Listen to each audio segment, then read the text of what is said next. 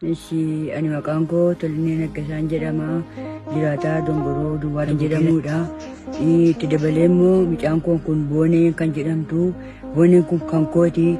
Mucaan kun na duraa miidhamtee miidhama isheen itti Kabajamtootaaf jaalatamtoota keenya egaa qabiyyeen keenya oduun har'aa baay'ee takka waan nama gammachiisu miti.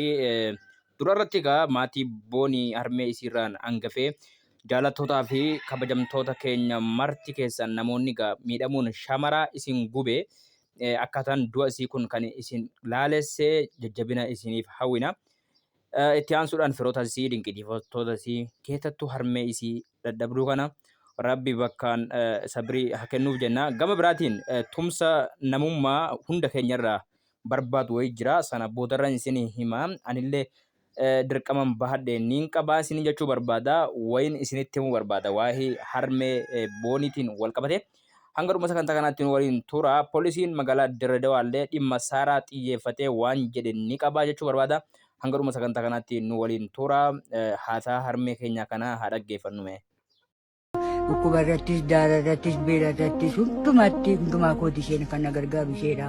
Amma immoo darbee isheen dhabee erga dhabee booddee immoo uummatichi jiru uummati biyya alaa jiru. Jaalatamtoota keenya egaa asirratti wanni isin baruu qabdan duraan kan gargaaraa ture harmee keenya kana kan daara baasaa ture kan isaan biyyootaan beelan nyaachisaa ture booniidha jechuudha. Egaa booniin karaa fuula rabbii deemteetti namni kun kan isaan qabanu nu qofa jechuudha. Kan isaan qabanu uummata Oromoo qofa jechuudha. Waan qabdanurraa hin irraanfatinaa jechuu barbaada. Gama kanaanii akkaawuntiin isaaniitis maxxanee jira. Kabajamtootaaf jaalatamtoota keenya dhiiga booniillee akkanaa gaafattan akkanaa qorattan isin irratti dhiisee jira jechuudhaan himan jechuudha.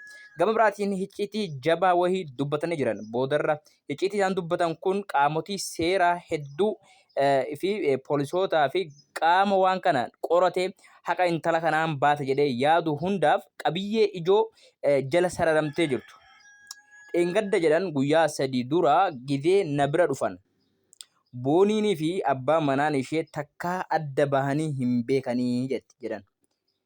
Booniin dhuftee na bira isa malee kophaa isii dhuftee akkanaan jette irra dibaa na kajeelchisaa naan jettee jedhan.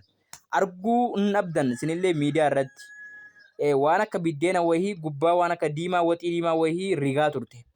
Irra dibaa na kajeelchisaa harmee koo bira dhufee tan nyaadhaa ture jettee waan akkasii yoo isin dubbattu argeen ture viidiyoo sanallee boodarra kan isinii maxxansu ta'a. Yeroo sanatti kophaa isii dhuftee isaa waliin hin dhufne jechuudhaan harmeen keenya kun dubbatanii jiran.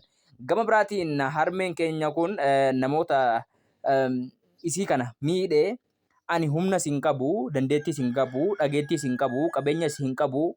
Uummanni Oromoo fi Itoophiyaa kan biyya keessaa fi biyya alaa dhimma intala kootii kanaa qorattanii akka na dhaggeessiftan abdiin qaba jechuudhaan dubbatan jechuudha. Maaliif garaan kan koo ammallee waan takka hin beeku yoon waan isiin ittiin miidhamte bare malee sabaruus dandahaa hin jiru jechuudhaan dubbatan. Egaa hanga dhuma sagantaa kanaatti nu waliin tura waa hedduu adda baafattanii. Gama biraatiin poolisiin Dirree Dawaa qabamuudhaaf intala kana qorachuudhaaf akka deemu dubbatee ture. Barruu kana mee naa waliin laala. Barruun kun maal akka ta'e anillee yeroo duraatiif kan booniinii fi saariin gara keessaatiin waliif barreessaa turan achi keessatti dhaaddannoon garaagaraa ni jira jechuu barbaadeetanii.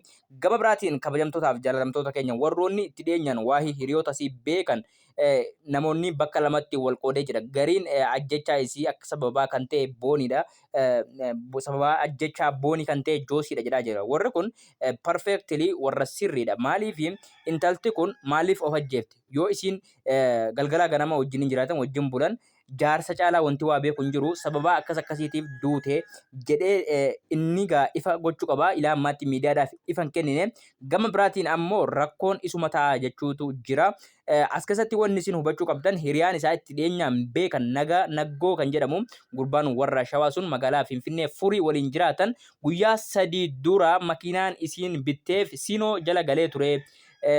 Makiinaa sanatu aartee akkas taate jechuunis ni jira. Gama biraatiin booniin nama makiinaadhaa jedhee of ajjeesuu miti. Dheengadda akkatti fiddee leestiroo dalaydee caammaa namaa xaraydee beeksisa garaagaraa hojjettee hojii xiixaa adda addaa kuttee jiraataa turte. Makiinaa miti waan makiinaarra guddaayyuu silaa jalaa badee waan amma kanaaf of aarsitee of fannifti hin yaadu kun shira. Namoonni gariin makiinaan isiin bitteetu siinoo jala galee kanaa jetteeti of ajjeefte jedhaa jira. Kuni dhiiga intala kanaa dhoksuudhumaa fi shamararra waan hin taane gochuudha. Kuni makiinaas ta'ee makiinaadhaan ala qabeenyaa jecha waan akkas taatu natti hin fakkaatu. Yeroo baay'ee yoo dubbattu ani ijaa kan koo dhabee jiraachuu hin danda'u jettee dubbatti.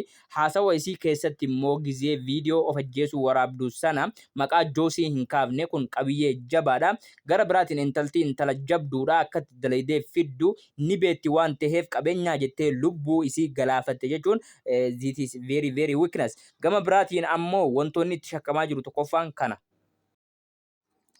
Tekstiin kun egaa barreeffama gara keessaatiin Saarii Boojii booniidhaaf galme barreessite yoo ta'u, yoon fagaara kee hin raamessine tasa ani saarii miti xaxee yoon sirriitti si hin gashine asirraa si hin gashine gadhiistee guddattuu abbaa manaa koo birriin bitteeti kamiin haasoftaa dhaltuu taatee dhiira birriin bittee fudhattee galtee salphoo jetteen jechuudha. Maal jetteeni siiriin sitti godhee namaa gadi si godha gadaamessa kan keen raamessa.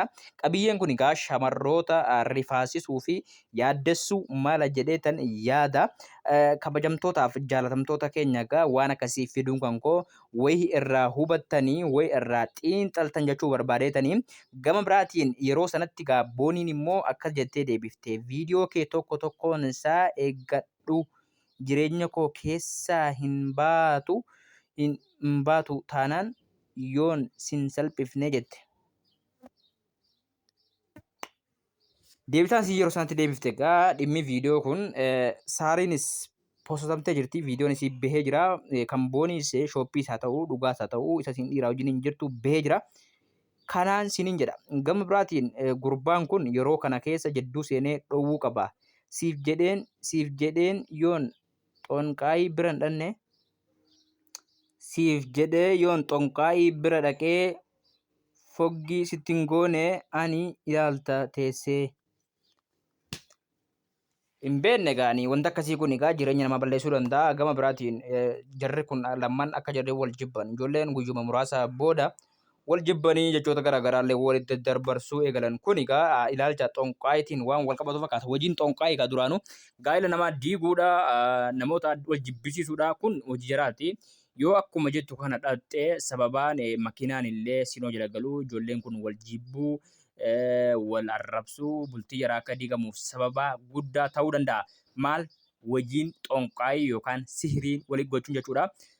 Gama biraatiin kabajamtootaaf jaalatamtoota keenya yeroo shamarri takka waan akkasiitiin wal doorsiftu abbaan manaa isuun haala gaariidhaan jedduu seenee tasgabbeessuun gaariidha jedheetan amanaa.